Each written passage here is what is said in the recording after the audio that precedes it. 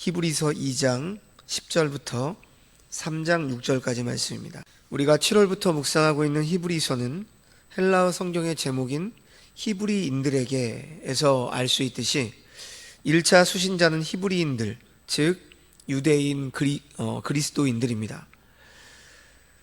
히브리서 기자가 히브리서를 기록한 목적은 핍박과 신앙적 혼란 등으로 인해서 기독교를 떠나 유대교로 돌아가려는 갈등에 빠진 유대인 기독교인들에게 우월성을 지닌 예수님에 대한 바른 신앙을 확립하도록 하기 위함이었습니다.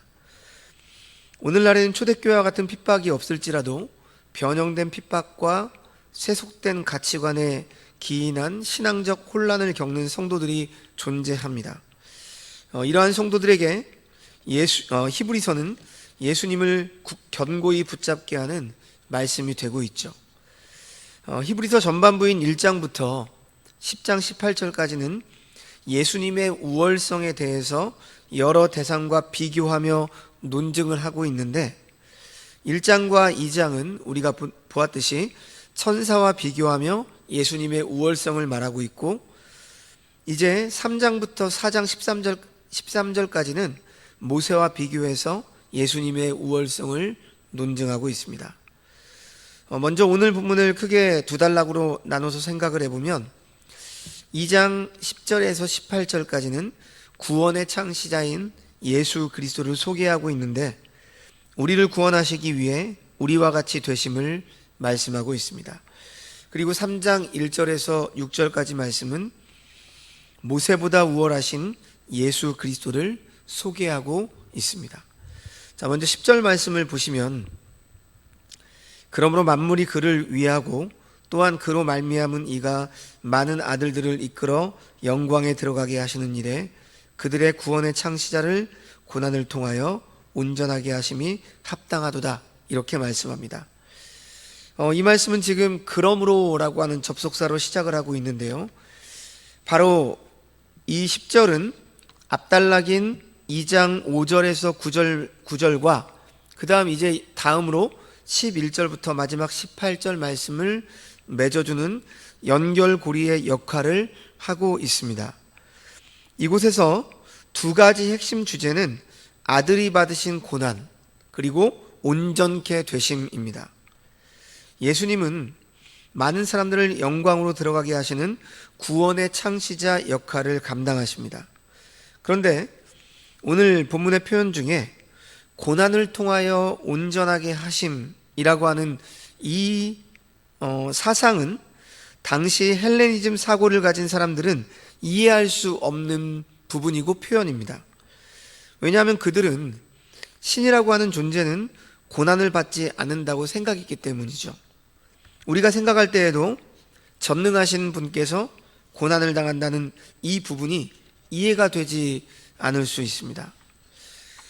구약에서 완전이라고 하는 단어는 제사장들이 자신의 직분에 합당하게 준비되는 것을 가리킬 때 사용됩니다.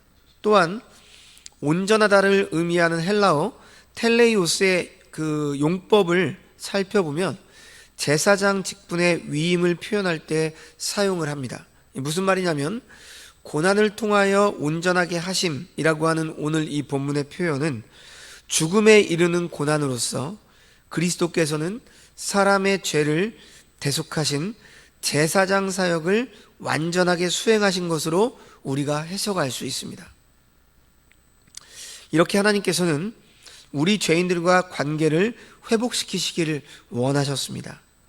그리고 이 관계를 회복하기 위해서 이 세상에 독생자이신 예수 그리스도가 오신 것입니다. 첫사람 아담이 잃어버렸던 이 창조의 영광을 회복시켜 주시기 위해서 오늘 본문의 구원의 창시자로서 고난을 받으신 것입니다. 예수 그리스도께서 고난을 받으심으로 하나님의 택함 받은 자녀들은 구원의 영광에 이르렀습니다. 하나님께서는 예수 그리스도의 고난을 통해 구속의 은혜를 베푸셨고, 그리스도는 온전히 하나님의 뜻에 복종하셨습니다.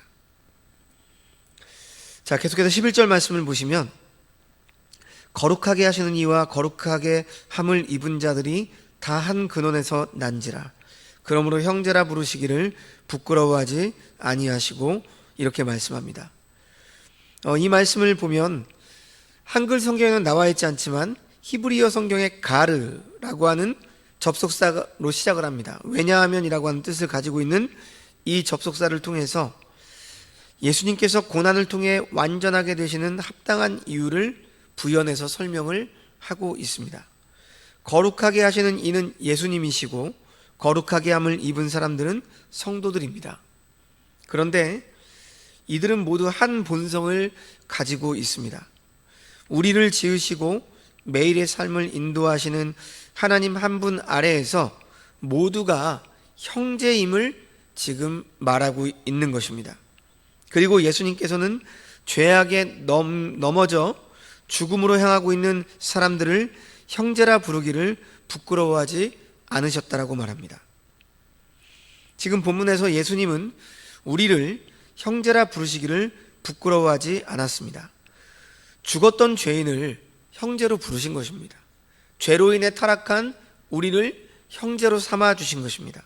그리고 그것을 절대 부끄러워하지 않으셨습니다. 그런데 우리는 어떻습니까? 우리를 사랑하시고 형제로 자녀로 불러주시는 예수님을 우리의 삶 속에서 자랑스럽게 드러내고 있습니까? 혹은 세상의 시선이 무서워서 삶 속에서 예수님을 나타내기를 부끄러워하고 있다면 이러한 모습에서 우리는 과감하게 벗어나서 우리를 형제로 부르신 그 예수 그리스도 앞에 감사하며 우리 또한 그분을 삶 속에서 자랑스럽게 드러내야 할 것입니다. 그런데 본문에서 예수님과 사람들이 한 근원에서 나왔다는 말이 곧 예수님과 다른 사람들 사이에 모든 구별이 사라졌다는 것을 의미하는 것은 결코 아닙니다. 예수님은 거룩하게 하시는 분이시고 나머지는 인류는 거룩하게 함을 입은 사람들입니다. 우리를 형제라 부르신 예수님의 말씀이 이제 이어집니다. 12절과 13절 말씀인데요. 이르시되 내가 주의 이름을 내 형제들에게 선포하고 내가 주를 교회 중에서 찬송하리라 하셨으며 또다시 내가 그를 의지하리라 하시고 또다시 볼지어다 나와 및 하나님께서 내게 주신 자녀라 하셨으니. 자, 여기에서는 구약의 시편 22편 22절과 이사야 8장 17절과 18절을 인용해서 말씀하고 있습니다. 시편 22편은 다윗이 사울왕에게 쫓겨다닐 때 참담함을 노래한 것이고 처절함 중에서 하나님을 향한 소망의 찬송을 시작하며 읊조린 고백입니다. 이것을 본문의 맥락 속에서 살펴본다면 예수 그리스도의 인성과 고난의 의미보다 폭넓게 설명하는 것입니다. 그리고 이사야 8장을 인용하며 형제라고 불렀던 사람들을 이제는 하나님의 자녀라 부르고 있습니다. 이어서 14절 말씀을 보시면 하나님의 자녀들을 향한 예수님의 계획을 말씀하시죠. 자녀들은 혈과 육에 속하였음에 그도 또한 같은 모양으로 혈과 육을 함께 지니심은 죽음을 통하여 죽음의 세력을 잡은 자 곧 마귀를 멸하시며 이렇게 말씀합니다. 예수님께서 완전한 사람이 되셨다는 것은 피상적인 내용이 아닙니다. 그분도 우리처럼 혈과 육을 지니셨고 자기 생명을 사망에 내어주심으로 마귀의 권세를 멸하셨습니다.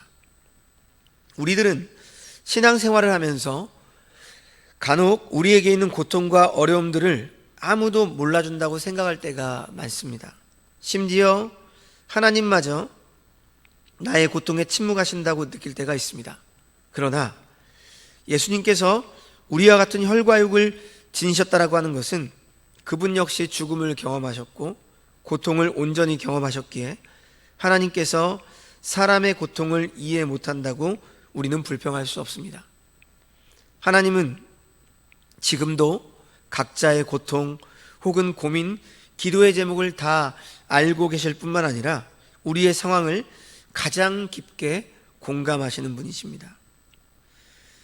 자, 계속해서 15절과 16절 말씀을 보시면 예수님께서 이제 완전한 인간이 되신 이유를 설명하고 있습니다. 모든 사람을 죽음을 두려워하죠. 이러한 죽음의 공포 때문에 사람들은 운동과 건강식을 먹고 의료 혜택을 받으며 젊게 보이려고 젊음을 유지하는 노력과 관심을 기울입니다. 그러나 결국 그 누구도 죽음을 피해갈 수는 없습니다.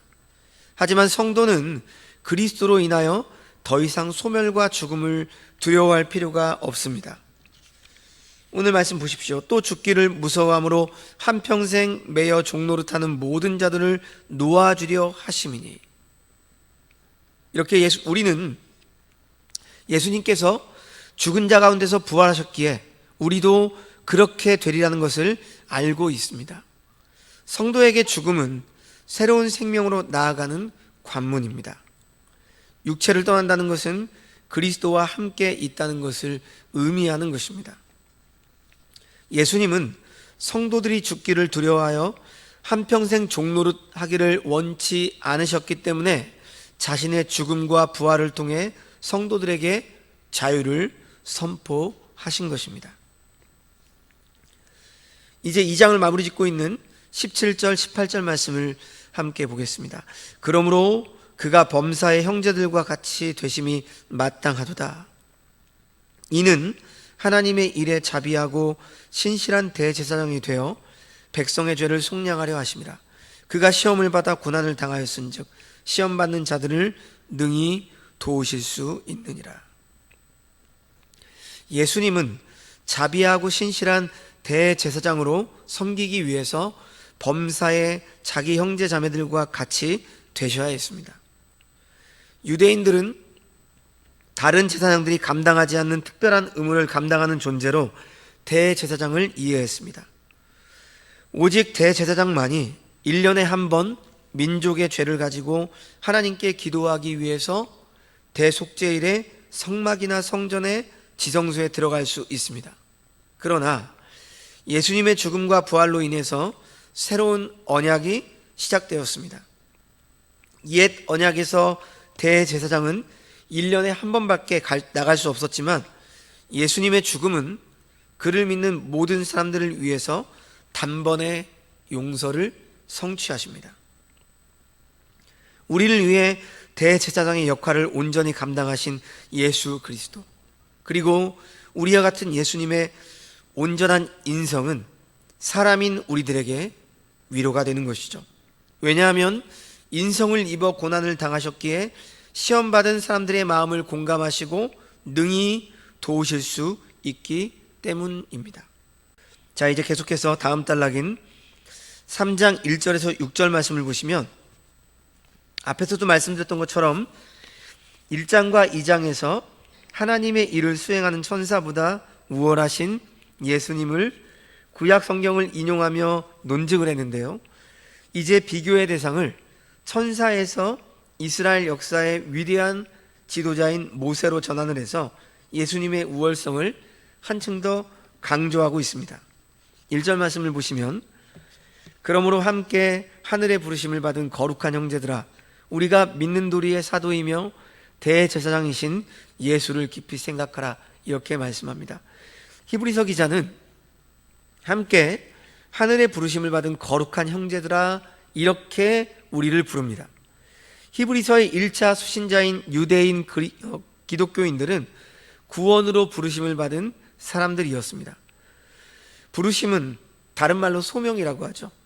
하나님께서 사람을 부르신 것은 전도자의 복음을 통해 구원을 위한 부르심입니다. 그런데 지금 말씀을 보면 우리가 혼자 부르심을 받지 않고 함께 부르심을 받았다, 이렇게 말합니다. 히브리서 기자는 이런 의미로 함께라는 단어를 사용했습니다. 함께 구원받은 사람들은 핍박과 신앙적 혼란을 겪을 때 함께 이겨내야 하는 것이죠. 그리고 하나님의 부르심을 받았다면 세상과 구별된 삶을 살아야 합니다. 그래서 히브리서 기자가 지금 거룩한 형제들아, 이렇게 부르고 있는 것입니다. 그리고 본문은 하나님의 부르심을 받은 거룩한 사람들이 해야 할 일이 무엇인지를 알려줍니다. 그것이 무엇입니까? 예수를 깊이 생각하는 일입니다. 예수님께서 모세보다 우월하심에 대해 논증을 시작하시기 전에 우선 예수님께 우리가 믿는 도리의 사도시며 대제사장이라는 수식어를 붙였습니다. 대제사장이신 예수님에 대해서는 이제 앞으로 4장 14절부터 히브리서 전반부가 끝날 때까지 깊이 다루고 있습니다. 자, 보냄을 받은 자라고 하는 이 사도라고 하는 이 말은 일반적으로 예수님의 부르심을 받은 후 보내심을 받는 자를 뜻합니다. 예수님의 공생에 예수님의 부르심을 받은 후 보내심을 받은 자들이 있었고, 부활하신 예수님으로부터 부르심을 받거나 주님의 몸된 교회에 부르심을 받고 보내심을 받은 자들이 있었습니다. 그런데 지금 본문에서는 정반대로 예수님께서 부르심을 받아 보내심을 받은 사도로 이렇게 묘사되고 있습니다. 이것은 예수님께서 성부 하나님으로부터 보내심을 받은 사자라고 하는 뜻을 가지고 있는 것이죠. 즉, 하나님의 권위를 가진 자로서 사도라는 뜻입니다. 히브리서 기자는 사도와 대제사장이라는 수식어를 사용함으로써 예수님은 어떤 대상과 비교할 수 없는 우월하신 분임을 말씀하고 있는 것이죠. 예수를 깊이 생각하라고 합니다. 깊이 생각하라는 깊은 관심을 가지고 자세히 주목하라는 뜻입니다. 예수님께 깊은 관심을 가지고 자세히 주목하면 예수님께서 얼마나 위대한 분이신 것을 알게 될 것이라고 하는 의미입니다. 핍박과 신앙적 혼란에 빠진 사람들, 즉 시험에 빠진 사람들을 능히 도울 수 있는 분이 예수님이심을 깨닫게 될 것이라는 뜻이죠. 이 구절은 앞절 말씀인 2장 18절의 결론이자 앞으로 전개될 모세보다 우월하심을 논증하는 서론의 말씀입니다. 자, 계속해서 2절 말씀을 보시면 그는 자기를 세우신 이에게 신실하시기를 모세가 하나님의 온 집에 한 것과 같이 하셨으니 이렇게 말씀합니다. 여기서 그는 예수님이죠. 그리고 자기를 세우신 이는 성부 하나님입니다.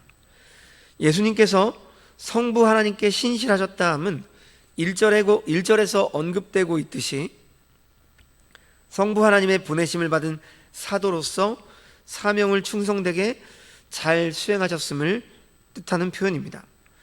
예수님께서는 성부 하나님의 말씀을 순종하심으로 충성하셨듯이 우리 역시 본이 되셨던 예수님을 본받아 부르심을 받고 보내심을 받은 사명자로서 맡은 일에 충성해야 합니다.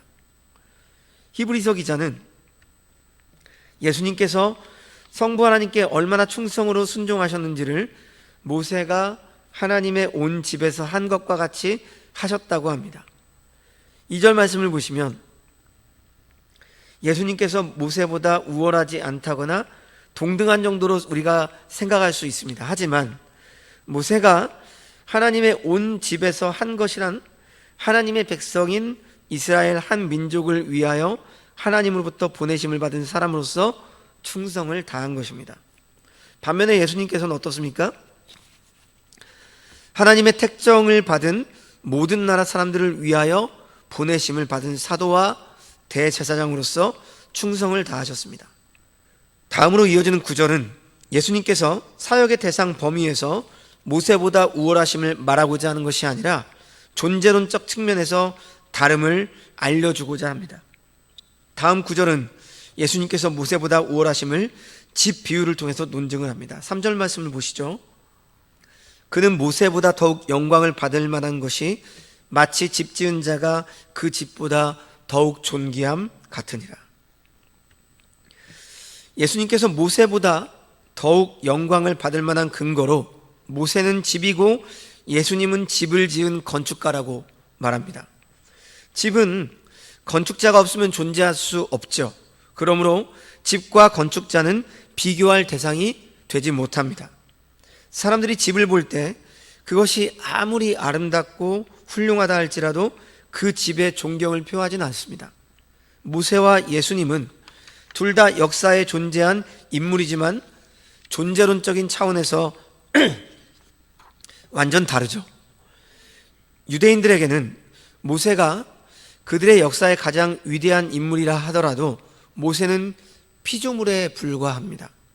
창조주와 비교할 수 없죠. 존재론적 차이가 있음이 오늘날 신앙인들에게는 너무나 당연한 말이지만 그 당시 유대인들에게는 받아들이기 어려웠습니다. 예수님께서는 성부 하나님과 동등하신 하나님이십니다. 예수님께서 성부 하나님과 동등하심을 말하기 위해서 4절 말씀에 이렇게 말씀을 하죠. 집마다 지은 이가 있으니 만물을 지으신 이는 하나님이시라. 만물을 지으신 분이 하나님이라고 하는 사실은 유대인 기독교인들 뿐만 아니라 비기독교 유대인들도 믿습니다. 그런데 비기독교 유대인들은 예수님께서 하나님과 동등하신 분이심을 믿지 않습니다. 예수님께서는 성부 하나님께서 만물을 창조하실 때 창조 사역에 동참하셨습니다. 앞선 히브리서 1장 2절에서도 이렇게 언급하고 있었습니다. 성도 여러분, 예수님께서 하나님과 동등하심을 믿지 않는다면 예수님께서 나를 시험에서 건져주시고 나를 고난에서 이기게 하시고 나를 죄에서 속량해 주실 수 있음을 믿을 수 있겠습니까? 우리가 믿음이 흔들릴 때마다 예수님을 깊이 생각해야 합니다. 오늘 히브리서에서 말씀하고 있는 예수 그리스도를 깊이 생각해야 합니다. 그리고 이 예수 그리스도를 우리의 삶 속에서 경험해야지만 신앙이 회복될 수 있고 굳건한 신앙을 가질 수 있습니다. 자, 계속해서 5절, 6절 상반절 말씀 보시죠. 또한 모세는 장래에 말할 것을 증언하기 위하여 하나님의 온 집에서 종으로서 신실하였고 그리스도는 하나님의 집을 맡은 아들로서 그와 같이 하셨으니. 모세가 한 일은 장래에 말할 것을 증언하는 일이었습니다. 증언은 하나님으로부터 받은 말씀을 사람들에게 그대로 전하는 일입니다. 그렇다면 모세가 무엇을 증언하였습니까? 장래에 말할 것이란 무엇입니까? 구약의 모세 오경을 보면 모세가 하나님으로부터 받은 말씀을 하나님의 백성들에게 전한 기록이 나와 있죠. 본문에서 말하는 모세가 하나님의 말씀을 백성들에게 전달한 것은 단순한 전달을 넘어서 장차 그리스도께서 말씀하시게 될 복음의 내용을 전달했다는 것입니다. 즉, 구약의 말씀은 궁극적으로 오실 예수 그리스도를 증거하고 있음을 의미하는 것이죠. 마치 세례 요한이 주님의 길을 예비했던 것처럼 모세 역시 오실 주님을 미리 증언했던 것입니다. 그리고 모세뿐만 아니라 구약의 모든 선지자들이 오실 메시아에 대해서, 즉 오늘 말씀 표현에 장래에 말할 것을 증언한 것이죠.